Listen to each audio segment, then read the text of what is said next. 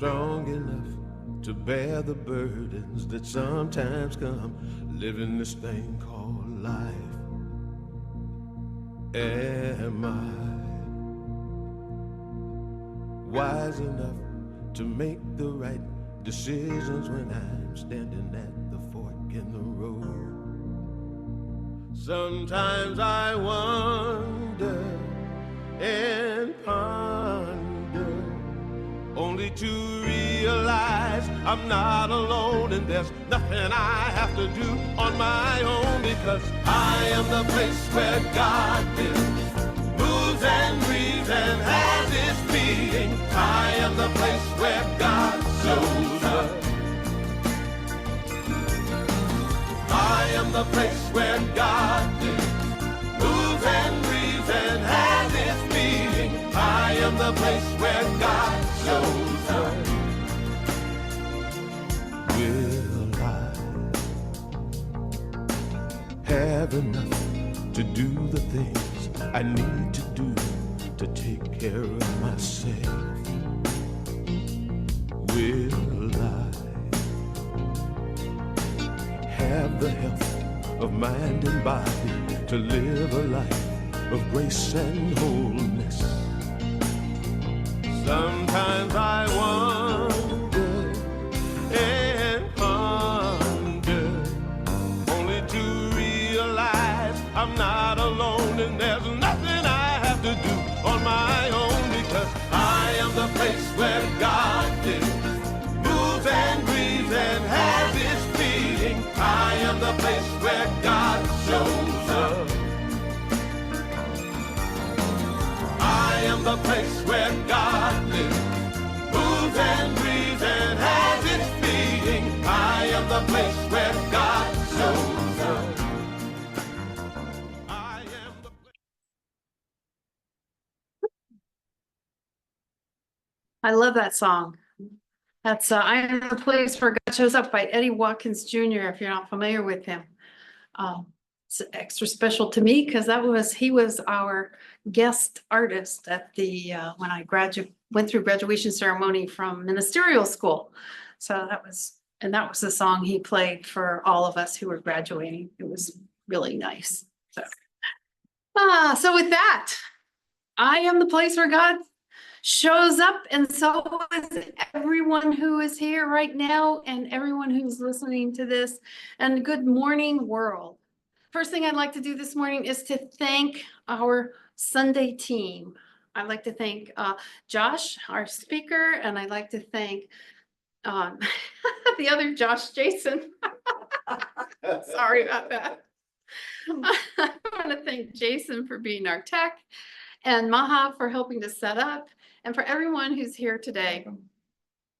As you know, I am not Reverend Trish Hall, Reverend Dr. Trish Hall. I am Reverend Jackie LaBar, and I am the assistant minister here, while Trish is actually on vacation. So yay, she's finally taking a couple weeks off. So we're going to keep it going here, and we are here. We are here live in person and on Facebook and on Zoom. And we're at 1306 South Quincy Street in Arlington, Virginia. And so we're just so grateful to have everybody today. So we have a vision for CSL Metro.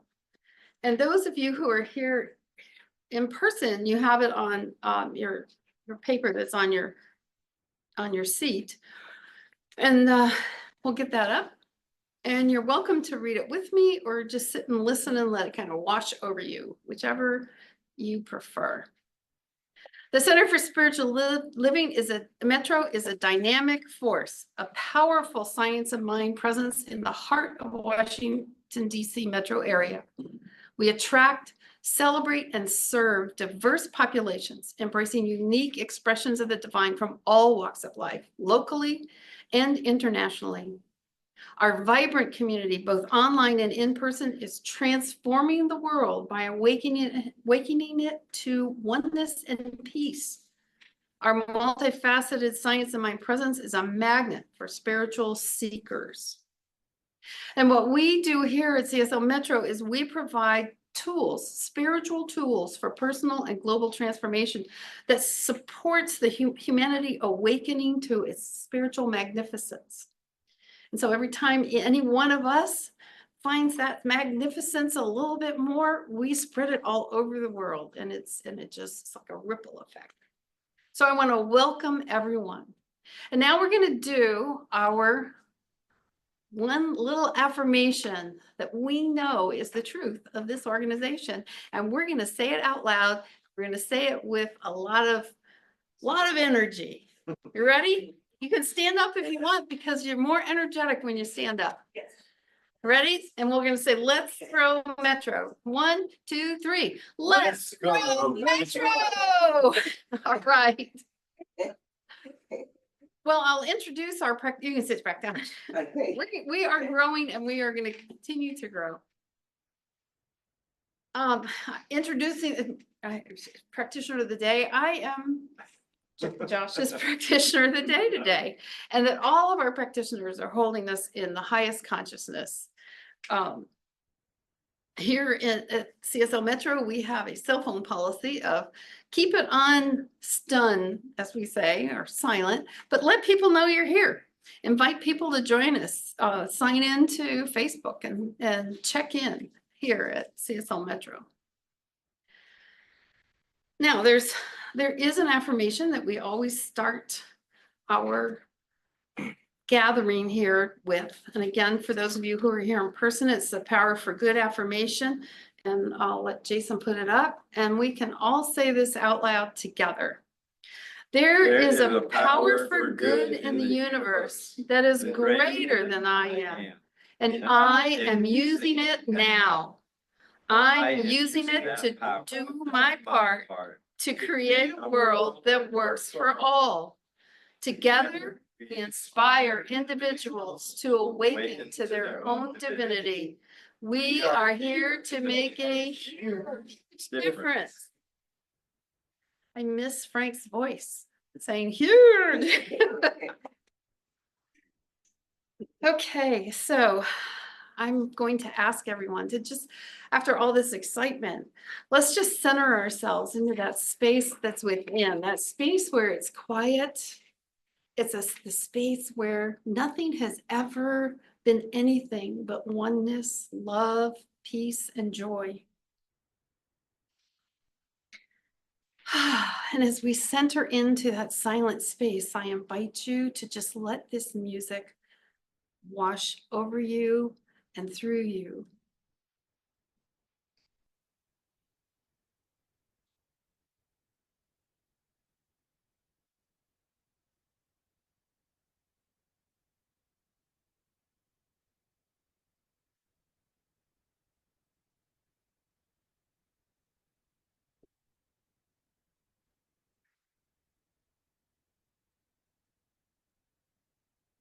In the silence there is peace.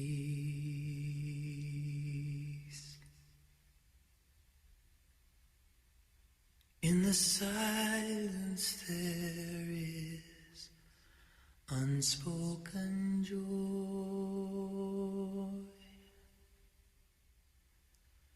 In the silence there's release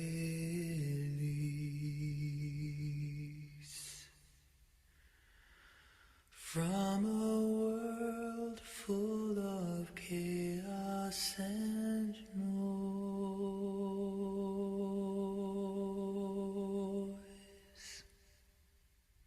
So I wait for these precious moments when I hear all that could never be said, and right here in this holy silence I find God, I find myself.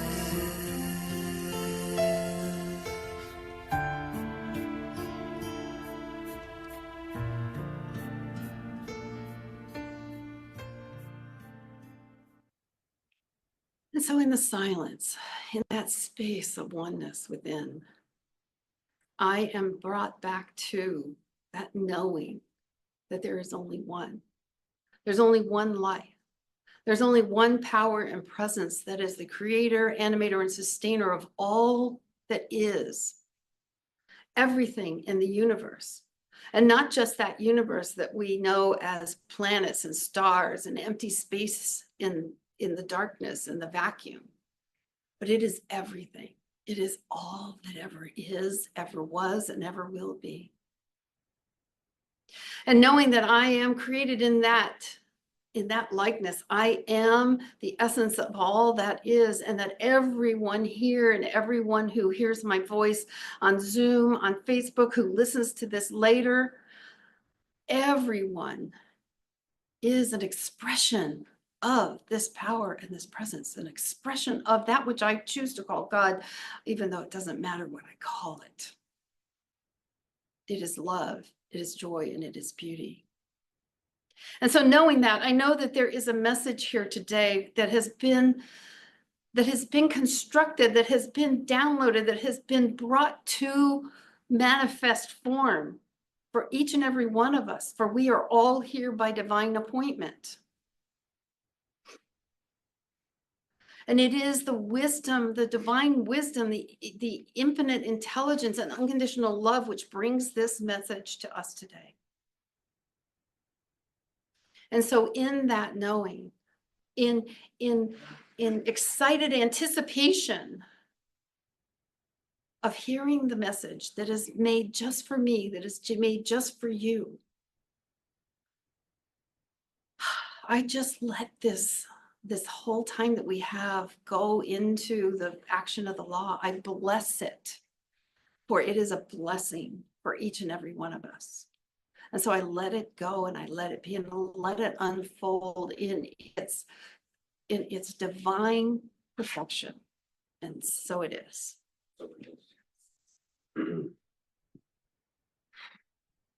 So when Josh sent me a little summary of what he was going to talk about, I went to a book because we're talking about today about how your power shows up. And the power that we're talking about here is not muscular power. We're talking about I wish we could get that on camera. Josh just this power that we're talking about is a power that's within us. It's one that hides from us. And so I went to a book that we talked about in our class of spiritual economics. It's another book that's been written by Eric Butterworth, and it's called Discover the Power Within, a guide to the unexplored depths within. The power within you.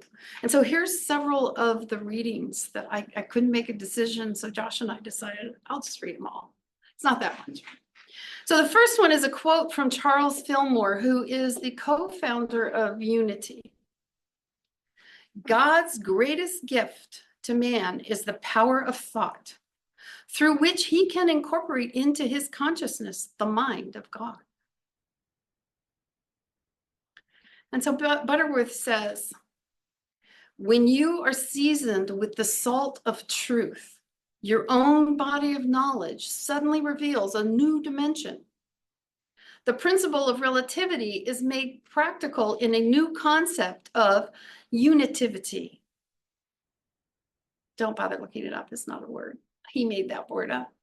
Unity and divinity and relativity are unitivity. You will come to see that even as the subatomic particle has no existence outside of the electromagnetic field that holds the atom together, but is the field expressing as a particle. So man has no existence outside of God, but is the activity of God expressing as man. All your scientific facts suddenly come alive. They become dynamic potencies. And with this keener insight, you become a seasoning influence in the world. You become a peacemaker.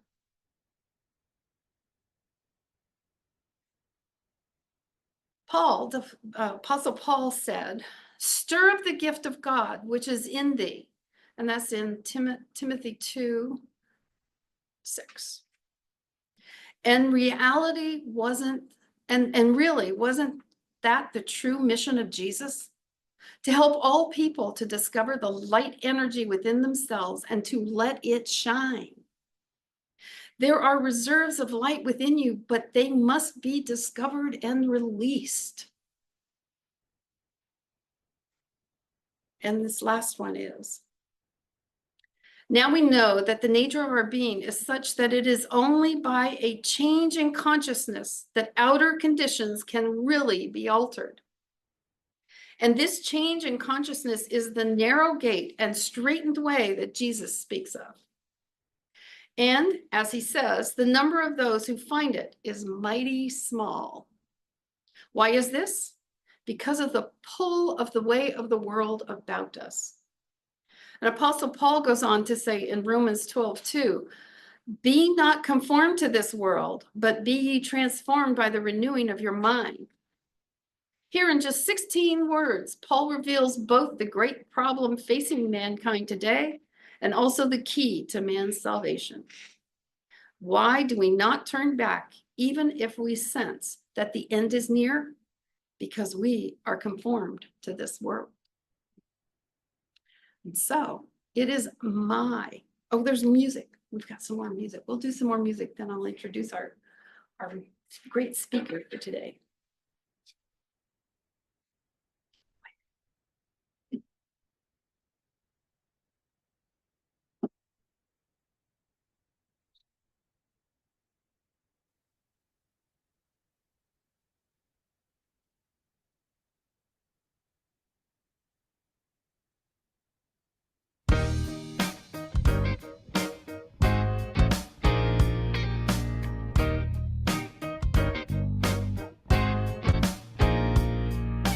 Baby steps we are taking, baby steps every day. Well, it may look like we get nowhere, that's okay. Our little steps lead to big ones as we learn and we grow. Baby steps make a difference, I know. Do we fight for injustice or sing a quiet song? Do we gain notoriety as we keeping on? Well, all those little baby steps are moving forward now. And every day as we learn and play, we're reaching higher ground. Baby steps we are taking, baby steps every day. Well, it may look like we get nowhere, but that's okay. Oh, little steps lead to big steps as we learn and we grow. Baby steps make a difference, I know. Sometimes when we look, there are no footprints in the sand. But we smile and know that's when love holds us in its hands. Well, all those little baby steps of every woman and man walk together every day, sometimes hand in hand. Oh, baby steps.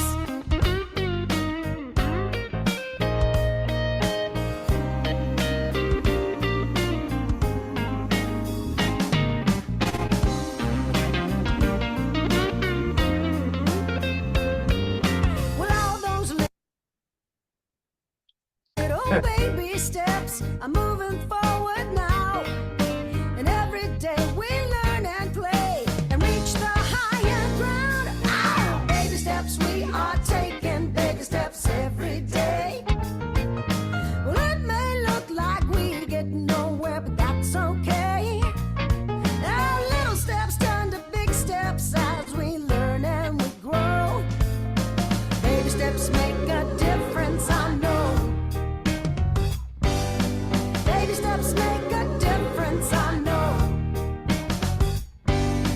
Baby steps make a difference, I know. Yeah. Oh, man. So it is still my great pleasure to introduce our speaker today. He's one of our United States for a while. He likes to, you know, be on one side of the world and then the other side of the world. He's a jet setter kind of person. And Josh is going to be showing us how we can touch that light that's within and let it shine. Thank you, Jackie. Good to see you. Appreciate it. Thank you. So welcome, everybody. It's great to have this opportunity to share a message with you today. And a very special hello to my wife there in red and our son Gabriel. Appreciate them being here with me. So have you ever felt completely powerless? Like life was happening to you and nothing seemed to change no matter what you did. Maybe you prayed, hoped, and fought, and the struggle remained. Perhaps you felt like you were being tested by God or abandoned altogether. Or maybe you decided to give up, believing you had to handle everything alone. You know, the Bible tells us the story of a man from wealth. And it included 7,000 sheep, 3,000 camels, 500 and 500 donkeys. You may be familiar with this man. His name is Job. And this represented more than material fortune, because during his time, livestock equaled economic stability, social influence, and responsibility. The sheep provided wool, milk, and meat for trade. Camels, used for long distance travel and commerce, were essential for trade routes. Oxen supported agricultural labor, plowing fields for food production. And donkeys carried goods and helped with local transport. This wasn't just wealth. It was a sign of Job's standing in his community. It was responsibility and ability to provide for others. And this one of the most profound stories of feeling powerless in Scripture. Job was a man who had everything: wealth, family, health, honor. And however, God allowed him to lose everything as a test of his faith.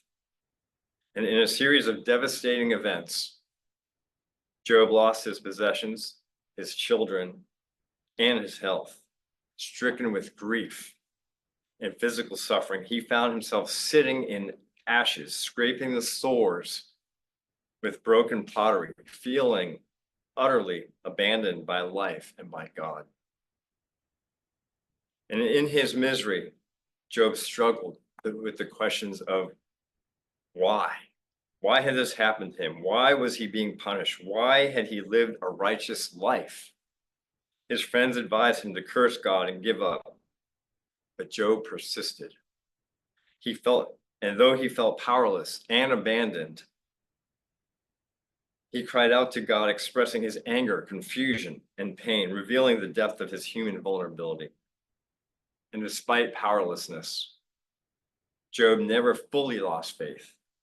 In the end, God restored everything Job had lost and more.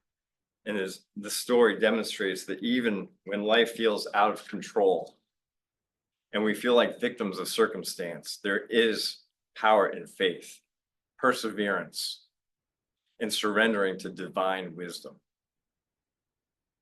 Job's journey teaches that true power lies not in controlling life's events, but in maintaining faith through trials and trusting the unfolding of a greater plan.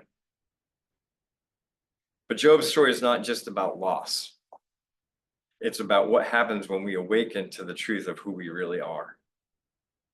His journey is one of rediscovering the power that was within him. And that is the heart of the theme of this month, a grand rising. A grand rising happens not because life becomes easy, but because we do the inner work to reclaim the power that we had all along. It's about rising from the inside out, aligning with spirit, and living from that place of power. So today we'll explore the 5 stages many of us travel on a spiritual journey. And Job's experience mirrors these stages. And each stage reflects how we relate to power. And sometimes we feel disconnected from it. Sometimes we give it away. Other times we reclaim it and live fully in alignment with the divine within us.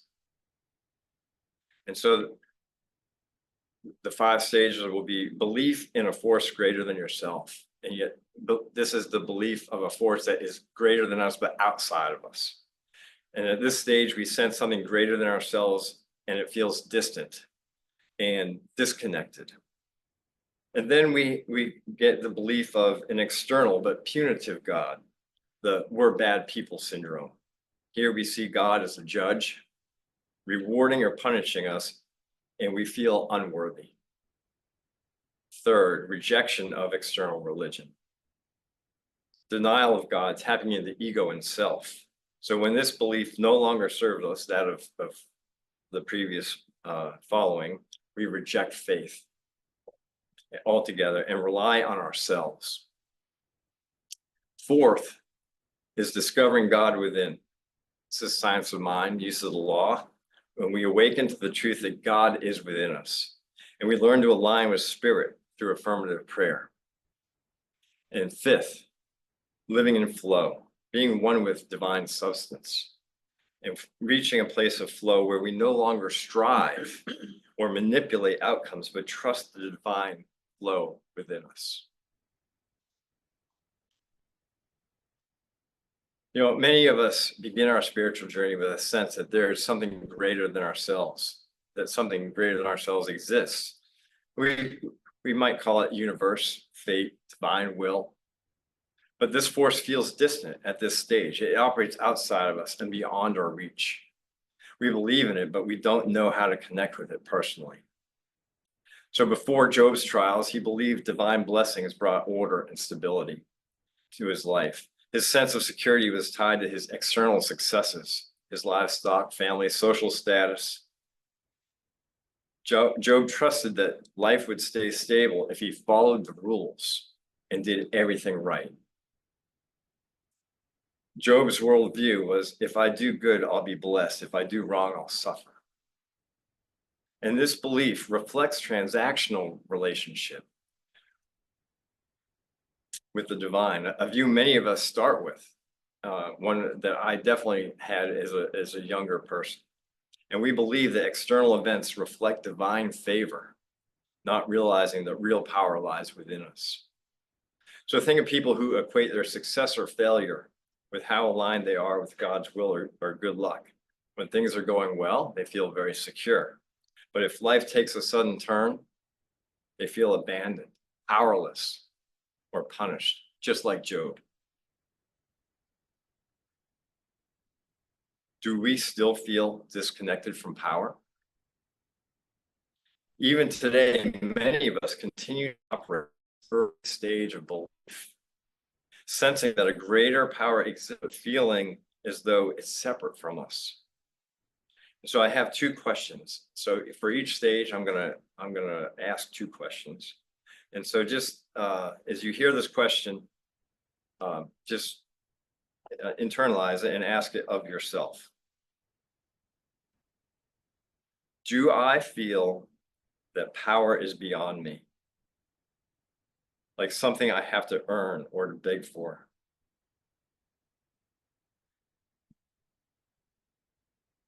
And a second one is, what would change? What would change if I stopped seeing power as something distant or external and began to see it as already within me? There was a time when I thought that if I just worked hard enough, prayed the right way, that everything in my life would fall into place. And I believe that if things went wrong, it was because I hadn't done enough. I wasn't worthy enough. I put all my energy into controlling external outcomes, thinking that that was the only way to feel safe.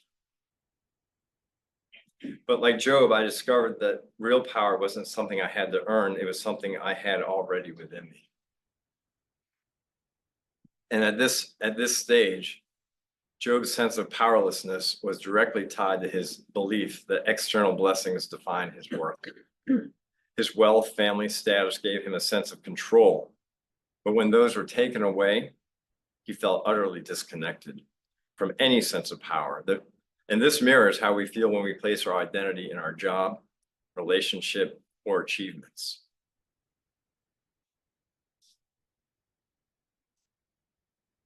So a reflection. Where in my life am I giving my power over to circumstance? What would it feel like to reclaim that power, knowing it was never really lost? This early stage of belief, the idea that power is something external, often leaves us feeling vulnerable when things fall apart. When Job lost everything, he felt powerless and abandoned by God. Many of us know this feeling. It's a painful place to be, and it often leads us to the next stage. Believing in an external, punitive God. Here we move from feeling powerless to believing we are somehow being punished or tested. So let's move on to stage 2, belief in external punitive God. And in this section, we explore the mindset of believing that God judges and punishes, how it applies to Job's journey, and how many of us experience this phase in our lives. And this stage reflects the struggle with feeling unworthy and giving our power to external forces, thinking we need to earn divine favor. When life goes wrong, and many of us wonder, what did I do to deserve this? Who's ever asked that question? What did I do to deserve this? I think we all have. We assume that our struggles must be punished for something we've done wrong. And the blessings only come if we are good and faithful enough. And this belief leaves us feeling unworthy, as though God's love must be earned. So for Job, at this stage, Job assumes that his suffering must mean that he is no longer in favor with God. Job's friends reinforce this belief by accusing him of hidden sin, implying that he wouldn't be suffering if Job were righteous. So in Job 4, 7, and 8, it reads, his friend Eliphaz says, consider now who being innocent has ever perished. Where were the upright ever destroyed? And this reflects that belief in a punitive God who rewards good behavior and punishes wrongdoing. In Job's response, as Job feels abandoned and confused, your hand shaped me and made me. Will you now turn and destroy me? That's Job 10, 8, and 9. He begins to believe that God is punishing him, but he doesn't know why. Like many of us, Job asks, what did I do wrong? His suffering feels unjust, and he gives away his power, thinking that only God's intervention can make things right again. And today, many people still wrestle with this mindset. When faced with illness, financial hardship, or personal loss, we ask, what did I do to deserve this? Or why is God punishing me? This way of thinking suggests our worth and happiness are conditional, that they depend on certain external standards. So someone loses their job might think, if I had prayed more or worked harder, this wouldn't have happened. Or in relationship, people sometimes think or have bad experiences that result from not being good enough or spiritual enough. And this leads us to give away our power, thinking that our happiness depends on external factors. And we assume that if God is angry, we cannot change our situation. And this belief leaves us feeling guilty, shame for not being good enough, waiting for external blessings to improve things instead of reclaiming our inner power, and judging others when they suffer, thinking they must have done something wrong. So ask yourself this question. Take a breath. Have I ever felt like I needed to earn divine favor? How does this belief affect the way I see myself and others?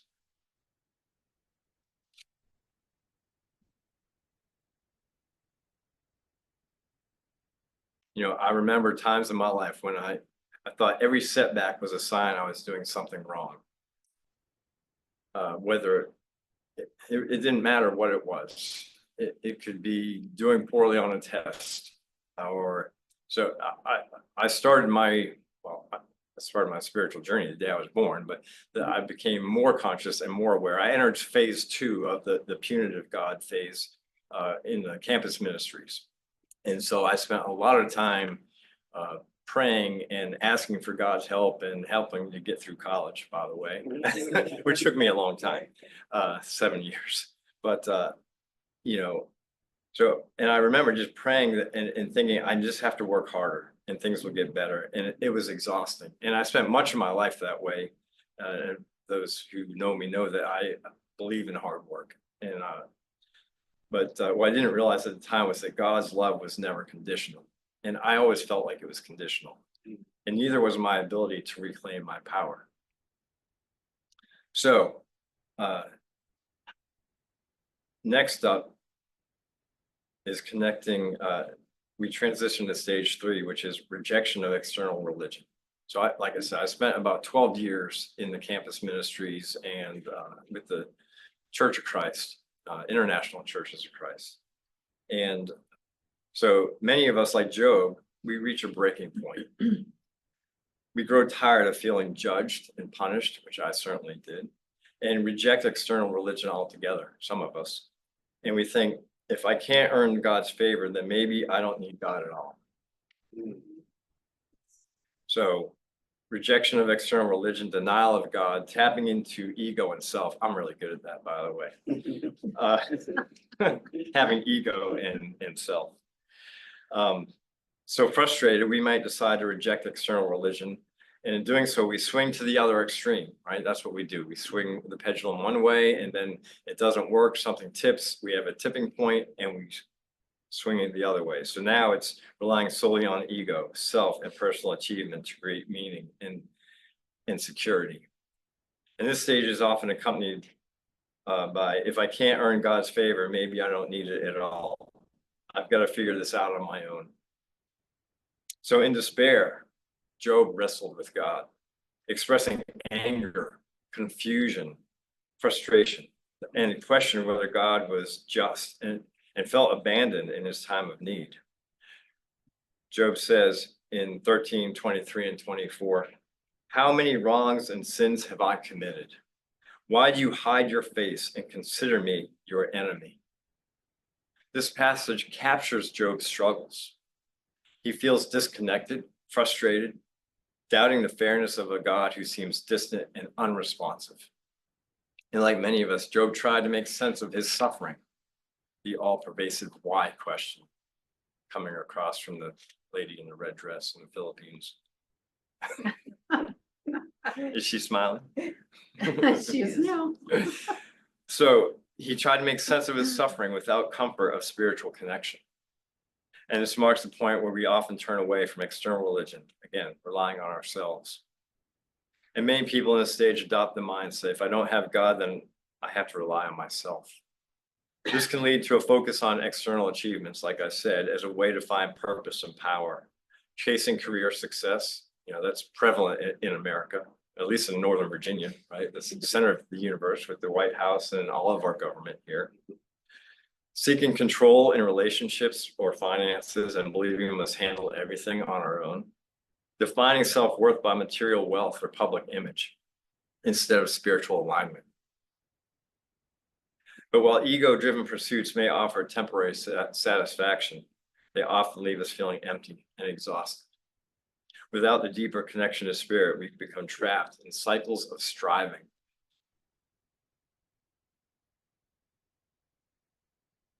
So 2 reflective questions again.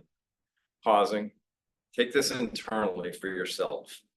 Ask yourself, have I ever rejected spiritual connection because I felt abandoned or unworthy? Where in my life am I trying to control outcomes, believing that it's all up to me?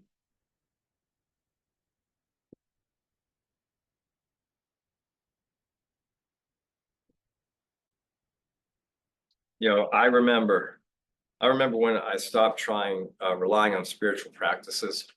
I felt they weren't working. They were just reconnecting our Bluetooth speaker. And if I want things to change, I'll have to do it myself. So I worked harder, pushing myself more, trying to control every aspect of my life. And the harder I tried, the more exhausted I became and disconnected from the truth and the power and the real power that flows from within through alignment with spirit. And I found myself in a terrible place, doing things that I would never imagine. I was unfaithful to my partner at the time. And I felt that God had lied to me, because in 1 Corinthians, we're told that we're never given more than we can handle and that God will always provide a way out. And I felt like I was let down by spirit, by God itself, because I had given myself over to my fleshly desires. And it was a terrible place to be in. So living from ego and self, that can lead to burnout, as we carry the burden of our life on our own, emptiness because of external achievements can't fill the void of spiritual disconnection, isolation as we rely on ourselves and disconnect from spirit and others. And this is what Job experienced when he wrestled with God, feeling disconnected and abandoned, trying to make sense of his life through his own reasoning, which never works in my experience on the minor couple of years I've been on the planet. So this leads us to stage 4 and discovering God within, using the law. And unfortunately, a lot of people don't get to this level. They believe in that punitive God and follow that their entire life. And my experience of it for the 12, 15 years that I spent, it was a very unhappy, pleasant place for me. And moving into stage 4 was much more accepting and refreshing in my life. So eventually we reach a point where striving doesn't work. That happened for me. And we discovered that the power we've been seeking is not external achievement or control. I love external achievement, by the way. You can't get promoted in the service without it. And so I'm grateful for my education. I'm grateful for America and those things. And it's not the end all be all. It's already within us. The realization that marks the beginning of stage 4, God within, is when we awaken to the truth that spirit flows through us, and we can align that power through affirmative prayer and spiritual practices. And this is a turning point in our spiritual journey. Instead of begging for divine intervention or striving alone, we awaken to the truth that we are co-creators with spirit. And the stage reflects what Ernest Holmes teaches. The power of God is my power in the thing called you. And we recognize that we can shape our experience by aligning our thoughts and words and actions with spirit. And at this point in the journey, Job begins to question his old ways, thinking and seeking deeper understanding. He says, "My ears heard of you, but now my eyes have seen you." This is Job's moment of awakening. And he shifts from believing in an external God to realizing the divine presence within himself.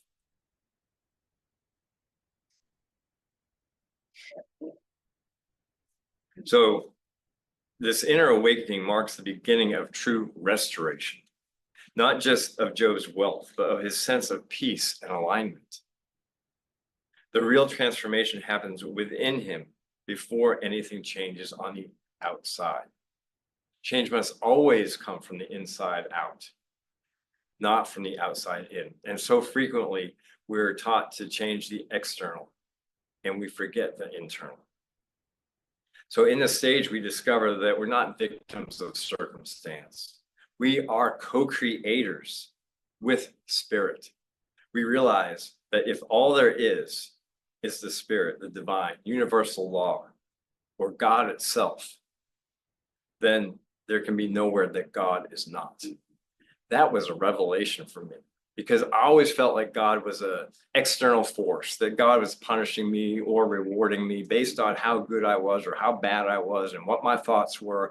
And it was like the stock market. One day you're up, one day you're down. It's a roller coaster ride.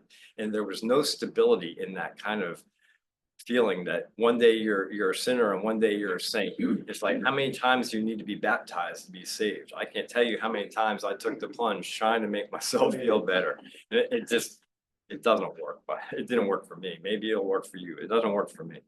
So everything and everybody is made of God stuff. This is what stage 4 is all about.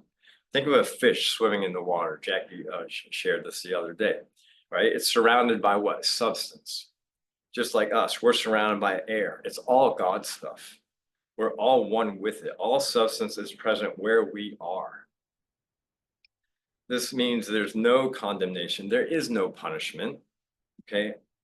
And my belief is that that is a man-made thing. There is only law. That what we put forth into the universe is returned, because everything starts first with what? Energy, which is thought. Thought is energy. Like I said, everything first comes from the inside and then the outside. Change your thinking, change your life. Famous quote by Ernest Holmes. And so we begin to use spiritual tools to shape our experience. We use affirmative prayer. We stop begging for change and start affirming truth. Instead of bargaining with God, which I did a lot of when I was in college. I won't do this thing if you just give me this A, I promise. It didn't work, by the way. Still got B's. Offering plenary prayer, we claim our truth. So I am one with divine abundance and live in alignment with the flow of spirit. Matthew 6:8, your Father knows what you need before you ask. And interestingly, Eric Butterworth tells us, Jackie mentioned him, he's a Unity minister. He's transitioned, I think 2003 or 4. But he teaches that the term ask, we read that a lot in the Bible, at least in my Bible. NIV was what I was frequently reading. And the word ask is not the ask that we're used to, like asking permission. Mom, can I go to the store? Can I go out? Can I have permission for this, for that? No. The actual word is claim. Yeah. I claim this as truth. I claim this is mine. So if we change that word and say, before you claim it, right? So we're not meant to ask God. We're meant to claim what's already ours. And it's all within. We have the law of mind. So we recognize that what we focus on expands. Our thoughts and words create our reality. And if we dwell on lack, we experience lack. If we align with love and abundance, our lives begin to reflect that truth. So there is no such thing as lack, because guess what? God cannot supply a lack. Can you give me a lack? You can't do it. There is no lack. So Derek Rydell, a practitioner at the Agape Church, I love what he taught me. There's never a lack of resources, only a lack of resourcefulness. And so, that reminds me of a story Reverend Trish tells frequently, and I might get some of the particulars wrong, but that's not really the essence of it. But she likes to travel. Trish travels the world, and she wanted to go, I think it was to Israel, if I'm not mistaken. And there was a trip going, and there was a group going, and it cost money to go. And those who don't know Trish, she is not, she didn't have the resources at the time to do that. And she was affirming that she was going on this trip. Well, the trip was coming closer and closer and closer, by the way. And it was about to pass her by, and she received a phone call from someone who was scheduled to go on the trip. And this woman told her, Trish, I purchased this ticket for the trip and something has come up with my family and I can't go. Would you be willing to go in my stead? Yeah. So we don't know. We just claim it as ours. We don't ask Don't be like, oh, well, that can't happen because this or that or this, whatever, whatever. You never know. Okay. Living intentionally. Right? We act as our good is already here. It doesn't mean ignoring challenges, but we meeting them from a place of inner alignment and faith. So, as you've heard, I've been in the Philippines for a couple of years, traveling back and forth a little bit, and my beautiful wife.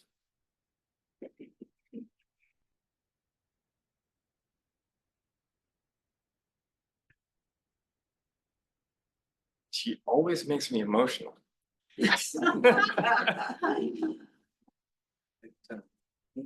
So the way I got to the Philippines, like the way Arlene became my wife, I didn't go there to meet Arlene. I would love to say that I went there to meet Arlene. God had other ways to get me there. So I had met a Filipino young lady through a coworker and gotten involved, and that brought me over there to the Philippines. We actually got married briefly. And so within like the first month or less, I met Arlene. I was actually looking for somewhere to live, and Arlene was a manager of apartments. And so I met her, and she's a lovely lady, and we talked and we connected a little bit. I said, oh, by the way, I have a friend who's looking for a Filipino woman, and maybe you'd be interested. I took her picture, and that was that. So there was no shenanigans. There was nothing for like whatever period of time, like maybe a month or whatever it was. Anyway, so then the events occurred that allowed me to be available. And so the stars aligned, and I texted Arlene. I said, oh, by the way, here's what happened, blah, blah, blah. I'm available. Would you like to meet? And she said yes. And then from there, we have the forever famous apple and peanut butter date. She's smiling. Shaking her head. So what's my point? My point is I was claiming that I was married, and but we don't always know the unfolding plan that's coming before us. We don't know how the earth and the stars and everything can come into alignment in order. Just claim it as true and then let the details unfold. That's kind of my point with that. So, are you ready to align with spirit? Here's the question. Am I still searching for power outside of myself, or am I ready to reclaim power within? Secondly, what area of my life would change if I aligned fully with spirit? So this brings us to our last stage. Being one with the divine substance.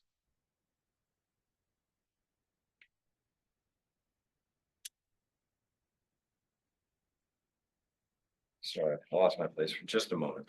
Okay, so when we awaken to the truth that God is within us, we use spiritual tools, like I mentioned, affirmative prayer to align that power. But the journey doesn't end there. As we deepen this practice, we enter the next stage, which is living in flow. Like when we're first become practitioners, it's all about manifesting. It's all about bringing in wealth and bringing in things and all the lack that we had and feeling freedom. But then as we transition further into our journey, it's about flow. It's about connectedness. So being one with divine substance, the final stage of today's sermon, right? This stage reflects the deeper spiritual maturity, where striving ceases and where we experience peace, trust, and alignment with spirit. It's about living in harmony with divine flow and recognizing that everything we need already exists within us. And when we reach this stage, we no longer strive to make things happen or to control outcomes. And we stop praying for things and instead live in the awareness that we are already connected to the source of all we need. Life flows effortlessly, not because challenges disappear. We're human. The challenges will never disappear. I'm convinced of it. That's my experience on these 30 plus years that I've lived. Not because all right. But because we meet them with trust, peace, and alignment. And at this point, we understand that we are the very substance of God. We live from a place of knowing, not hoping. We had a saying in the Army, hope is not a method. And our actions are guided by love and intuition rather than fear or control. So Job's story concludes not with punishment or reward, but with restoration. His wealth, family, and joy return. But the real transformation happens within Job himself. And he understands his power comes from alignment with spirit. We read in Job 42:10 and 12, the Lord restored his fortunes and gave him twice as much as he had before. Job's restoration reflects what happens when we stop resisting and live in trust and alignment. This story teaches us that external reflects the internal. As we align with spirit, abundance flows naturally. We recognize that what we focus on expands. Our thoughts and words create our reality. If we dwell on lack, as I mentioned, we experience lack. If we align with love and abundance, our lives begin to reflect truth. There's no such thing. My bad. Thank you. Forgive me. So, letting go of resistance and control. It's the practice of three things. Trusting the process. Are you trusting the process? I don't have to force outcomes. I trust that everything is unfolding perfectly. And this doesn't mean passivity. It means acting with clarity and responding to life with peace. Responding, not reacting. No longer react from fear, but respond from love and alignment. In each moment, we ask, what is mine to do? And what can I release? Living with gratitude. In flow, we cultivate gratitude for what is, knowing that we are already whole. We no longer live with the mindset of scarcity because we see abundance everywhere. So 2 questions.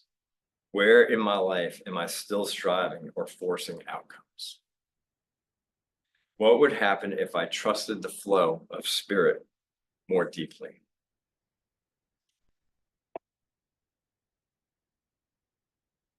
Living in flow doesn't mean that life will always be easy.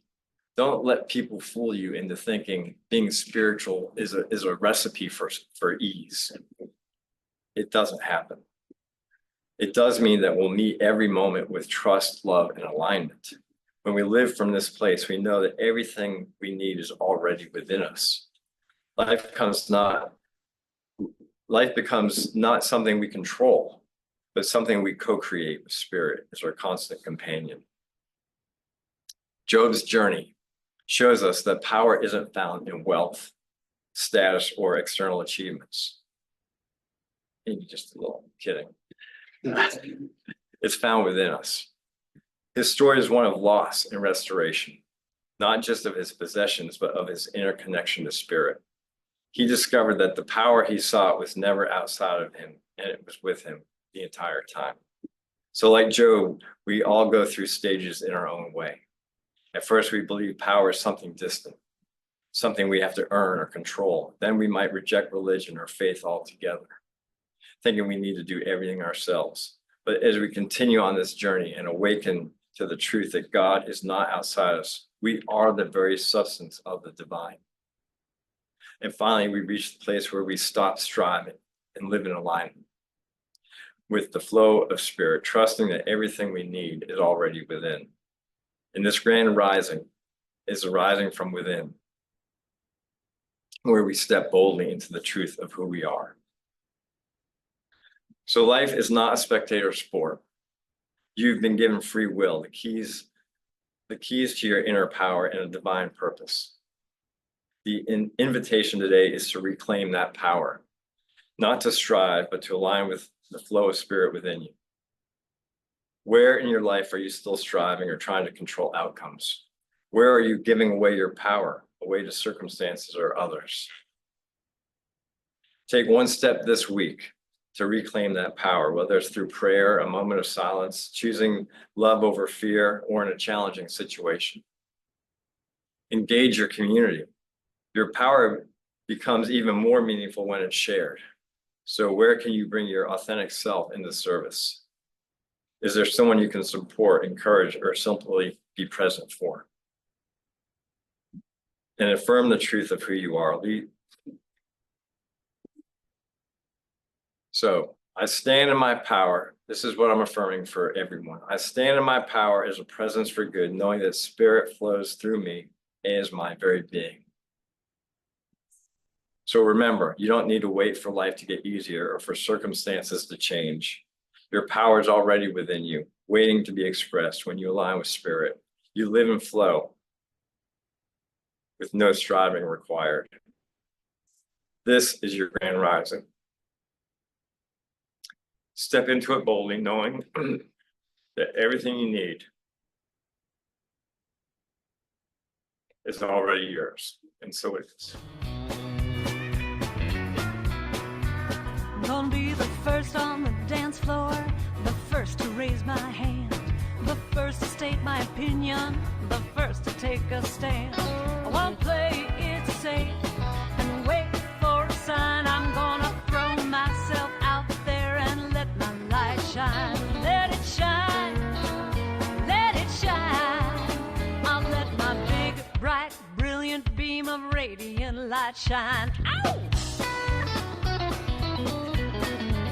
I'll be on Oprah and Conan, 60 Minutes and The View. They'll all be talking about me and all the things I do. I'll be the one who sets the bar, the one who's in the know. Vogue will come to me to see where fashion trends will go. 'Cause I shine, yes I shine.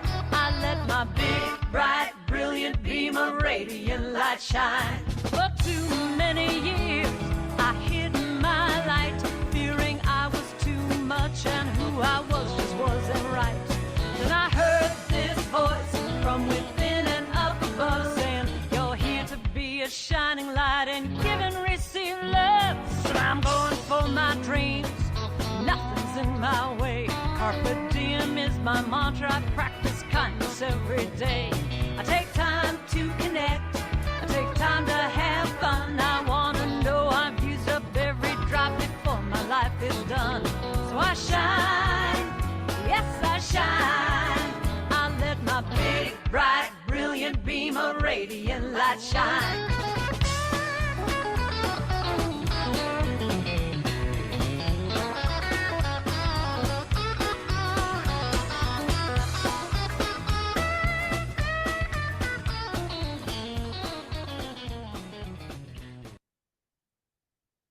Oh, yes. Woo. Yeah, let your light shine. Bless you. Speaking of shining, I feel like my light has just been fueled and pumped up and shining out to the world after that talk. Thank you, Josh. That was fantastic. Let's say this together. I know that God is the source and substance of my supply. I joyously share my supply with this spiritual center. And we have many ways to give. One is to use Givelify. You can either use the app on your smartphone, or you can go to the Givelify, the music. Well, anyway, they're all on there. Givelify, you can go to our website, and our website has several ways to donate. You can even send us a check to the address on there, or you can get the address off the website. Let's listen to Karen Drucker again. I got God always there to remind me I can surrender, let go and know that I got God.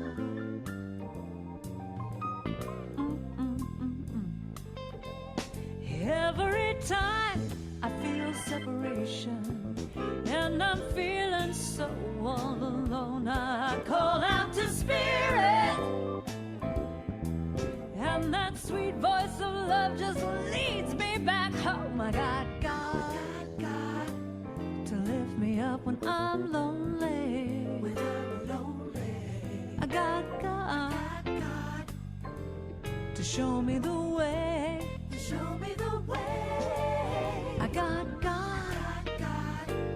always there to remind me. I can surrender, let go, and know that I got yeah. Ah, and so in that vessel that we've built of this power within, of the music, of the message, let us just all rest in that. Let's just drink it all in, sate ourselves with this knowing of truth. And I bless this reciprocal giving and receiving of whatever may have, however it may present itself. For I know that this center is alive, it is thriving, it is a place of joy, of expansion, of giving and receiving. And so I bless the collection, however it may be. I bless every person who is present now, who listens later. And I just allow myself to just revel in the joy that it brings to me, to each person here, and to the world. And so with that, I just let this go and let it be. So it is. So it is. And now we have some announcements.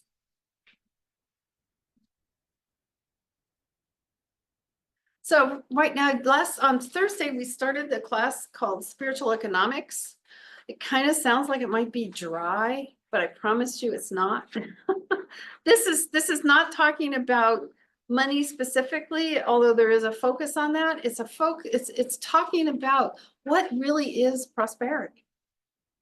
And one of the things that we had some great discussions last Thursday. It's not too late to join. You can either scan the QR code or well, that's actually a live link, but you won't get that. It should be in our upcoming events. If not, you can give me a call and I can register you myself. But you're welcome to join the class if you're a practitioner and you're looking for CEUs, thank you.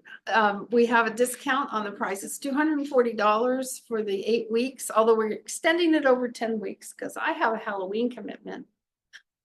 And I think all of us have a Thanksgiving commitment. So we're not having it on those 2 Thursday nights. But it's a great class. I've taken, I've taught many times, and every time I'm involved in this class, I get more release of that which keeps me small, that which is everything Josh talked about today, about not being in the flow. And so I encourage you to join. The next one. Next week, I'm the speaker right here, same place. I'll be speaking about living Ubuntu. I'll get it by next week. I want to put an M in there, Ubuntu, and it's not there. Oh, okay. It's not there. Yeah, Ubuntu. Ubuntu. Yeah. And I am really excited about this talk. It's a follow on to what Josh has been talking about, and it's living it. How do we, and that's, so please join us next week. And on October 29th, we had this workshop back in September called Vote Your Values. This is not a political anything. It's coming from consciousness. It's looking at giving you an opportunity to look at what your values are individually, and then talking about how to apply that to going out and voting, not just for the top level candidates, but all the way down through all the candidates, all the issues, and looking at, are they in line with my values, and who and what am I going to vote for based on that? It's a really great conversation. Reverend Trish works really diligently at not letting it go into politics, because that's not the intent of this. All right. There is still time and there is still space to sign up for the the November retreat, our spiritual living retreat that we have every year. It's with Ricky Byers. And if you were here last week and you felt the jazz and the jive in the room with Armand and Angelina, Ricky is that and more. I mean, I've been to one of her workshops before, and it was, not only was it fun, it was also inspiring and consciousness expanding. And I've been to the last two retreats. There have been people, I think Sandy will tell you, she gives this as a gift to herself every year because she's gone every year and it's made a shift in her. And I can tell you the last 2 years that I've been there, I have had huge shifts at this. This is all geared towards a revival of your soul. And this is all geared towards people who serve people. And all of us serve people. All right. Okay, experience the power of affirmative prayer. So we have a whole collection of practitioners who can lead you in the powerful affirmative prayer, what Josh was talking about, where we ask by claiming. We know your truth. We hold your truth. We see through whatever the condition is, and we hold that in consciousness for you, and we do the prayer based on what we know is true. You can also sign up for a session with any one of us. If you're here in person and you would like a session with a practitioner, a free one, there's a sign up back there, and you can put your name in an envelope, and one of us will get in touch with you and you'll have one. Go ahead.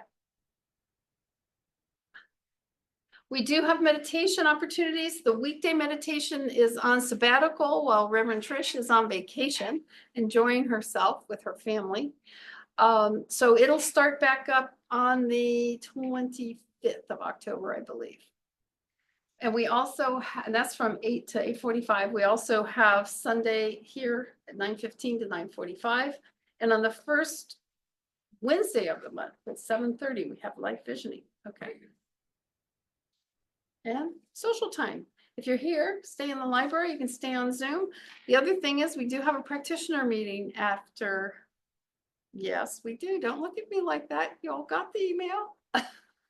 We have a practitioner meeting. Yeah, please don't tell Sandy then. Anyway, we do have a practitioner meeting after this. But stay around, have some cookies and some fruit and stuff, and we can chat. And then we got our last piece of music. Think it, dream it, believe it. I know, I plugged it in, it's plugged in all the way. Think it, dream it, believe it, do it. I'm taking all those blocks away from me. I'm claiming my passion right now. I am the CEO of my life, and nothing's gonna stop me. No way, no how. Think it, dream it, believe it, do it. Think it, dream it, believe it, do it. I'm gonna dare to dream and make some plans of all the things I want to do. I'm gonna lighten my load and ask for help. I am open to receiving, and my dreams are coming true. Think it, dream it, believe it, do it. Think it, dream it, believe it, do it.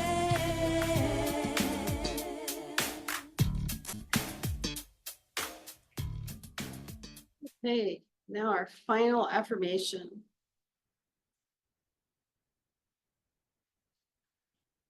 You ready? Yep. All right. I leave this place now, knowing something better than I knew before. I go forth into the world with a heart full of love and a mind full of good sense. I look to the world in a greater way, knowing that I have within me everything I need to create the life I desire. I give thanks for this understanding, and I am grateful for the spirit of life that lives through me, and so it is. Well, thank you all. See you next week, same place, same time.